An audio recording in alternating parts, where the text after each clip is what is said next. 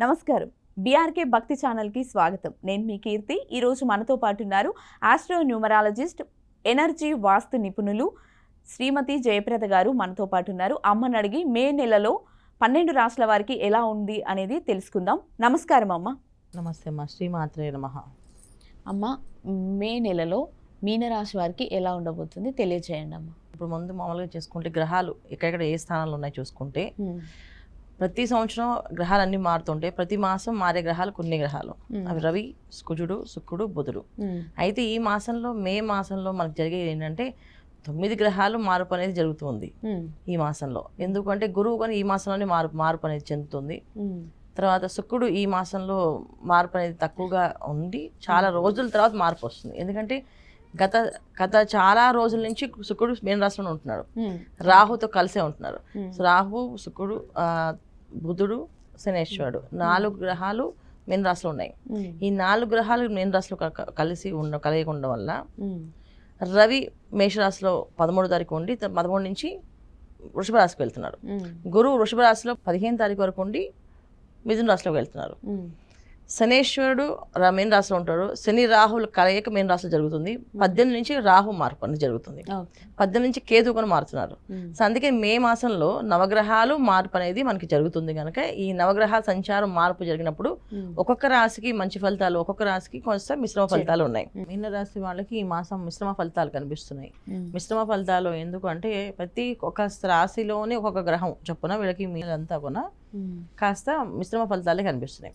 అయితే ఏంటంటే వీళ్ళకి కొంచెం ఓర్పు సహనంతో పని చేసుకుని వెళ్తే కాస్త అన్ని అనుకూలంగా జరుగుతాయి. అన్నిటికంటే ఏంటంటే వీళ్ళకి మీనరాశి వాళ్ళకి ఏ పని చేయాలన్నా ముందు ఆరోగ్యం సహకరించదు. ఈ కాస్త బరువుగా ఉండడము, శరీర బరువుగా ఉండడము, బద్ధకంగా ఉండడము, చేయాలా చేయకూడదు అని ఒకటి పసలు ఆలోచించడము, ఆలస్యము, ఆటంకాలు ఇవన్నీ జరుగుతాయి. ఎందుకంటే రాశిలోనే శనేశ్వరుడు, రాహు, శుక్రుడు, బుధుడు మొదటి వారం వరకు బుధుడు 4 గ్రహాలు కలిసి ఉండవు. ఈ 3 గ్రహాలతో బుధుడు ఉండడం వల్ల ఏ ఆలోచన సరిగ్గా స్థిరంగా ఉండదు. అప్పటికప్పుడు ఏవో నిర్ణయాలు తీసుకుని ఏదో చేస్తూ ఉంటారు. దానివల్ల కాస్తంత కష్టం కనిపిస్తుంది. 7వ తారీఖు నుంచి బుధుడు మార్పు అనేది జరిగితే 3 గ్రహాలు ప్రభావం ఉంటుంది వీడి మీద. తెలియకుండా ఆ ఖర్చులు, ఈ ఖర్చు దీనికి మనకి పనికి వస్తుంది, ఇది మంచిదే అని అనుకుంటే ఆ ఖర్చు పడ్డము, ఆ ఖర్చుకి వీళ్ళు బాగా బాధింపబడ్డము జరుగుతుంది. ఆర్థికంగా కాస్తంత రాబడిని తగ్గుతుంది వీళ్ళకి, వ్యాపారస్తులకి.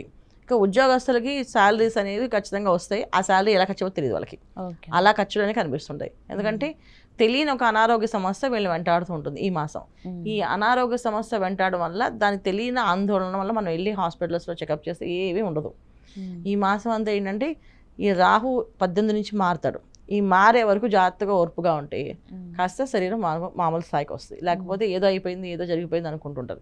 తెలియకుండా శరీరంలో కాస్త నరాల బలహీనత వల్ల కాస్త చాలా మందికి నడుము పట్టేయడము, కాళ్ళు చేతులు విపరీతంగా లాగడము, కాళ్ళు పట్టడము, తర్వాత మెడ పట్టేయడము, జస్ట్ మామూలుగా మెడలో తిప్పితే పట్టేయడము, ఇవన్నీ జరుగుతుంటాయి. ఎందుకంటే నరాలకి అన్ని అధిపతి కుజుడు ఇక్కడ వెళ్ళి కర్కాట రాష్ట్రం ఉన్నాడు ఆయన. దానివల్ల ఏంటంటే కాస్తంత ఇబ్బంది అనేది కనిపిస్తుంది వీళ్ళకి. ఆహారం తీసుకున్నా అది సరిగా అరగకపోవడం, దానివల్ల ఇండైజెషన్ ప్రాబ్లమ్స్ రావడం, ఇవన్నీ కూడా వీళ్ళకి మీన రాశి వాళ్ళకి ఈ మాసం అంతా ఏంటంటే దేని మీద కాన్సన్ట్రేషన్ ఉండదు వీళ్ళకి. కానీ అన్నీ కావాలనిపిస్తుంది, అన్ని పనులు చేయాలనిపిస్తుంది, అన్నీ చేసేసుకోవాలి, మేమే చేయాలని ఒక తొందరపాటు నిర్ణయాలు ఉంటాయి. ఆ నిర్ణయాల వల్ల కాస్తంత ఇబ్బందులు పడే అవకాశం ఎక్కువగా ఉంది.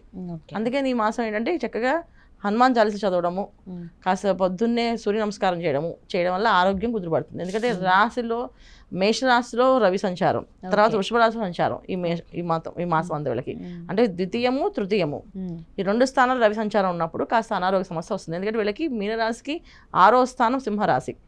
ఆరోగ్య విషయంలో ఏ విషయమైనా ప్రాబ్లం వస్తే ఇబ్బంది పడే వాళ్ళు ఎక్కువగా ఉంటుంది వీళ్ళకి.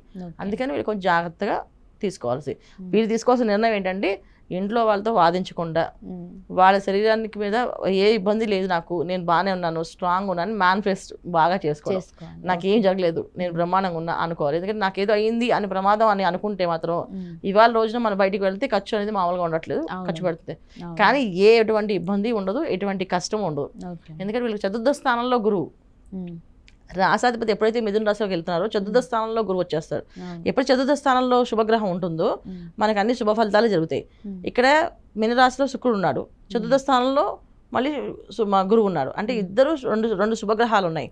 రాశిలో శుభగ్రహము, చతుర్థ స్థానంలో శుభగ్రహం అంటే Okay. ఇంట్లో వాళ్ళే ధైర్యం ఇస్తారు, ఇంట్లో వాళ్ళు జాగ్రత్తగా చూసుకుంటారు వీళ్ళని. అవును. కానీ వీళ్ళు ఏంటంటే ఎవరు చూసుకోవట్లేదు, ఎవరు కావట్లేదు అని ఒక మానసికమైన శారీరకమైన ఇబ్బందులు అనేవి వీళ్ళకి కనిపిస్తాయి. Okay. వాటి గురించి ఏం బెంగపడకుండా Hmm. చక్కగా ప్రతిరోజు సూర్యోదయం పూర్వం నిద్ర లేవడము, సూర్య ఆరాధన చేసుకోవడం, Hmm. ఇది వీళ్ళకి చాలా అవసరం అన్న. అమ్మ, ఈ మామూలుగా మీనరాశి వాళ్ళు ఇంకేమైనా పరిహారం చేసుకోవచ్చు అంటారు?